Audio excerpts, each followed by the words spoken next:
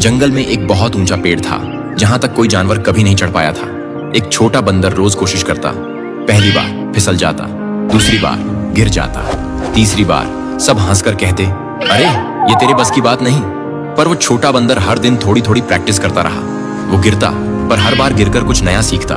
कभी पैर कहाँ रखना है, कभी पकड़ कहाँ बनानी है।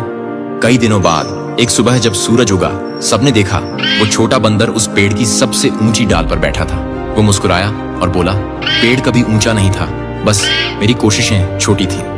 प्रैक्टिस से असंभव भी झुक जाता है, क्योंकि दुनिया में कोई भी चीज मुश्किल नहीं, बस उतनी बार करनी होती है जब तक वो आसान न लगने लगे। हर गिरना एक नया सबक देता है, और जो सीखता रहता है वो एक दिन वहां पहुंचता है जहां बाकी लोग कोशिश करना छोड़ देते हैं।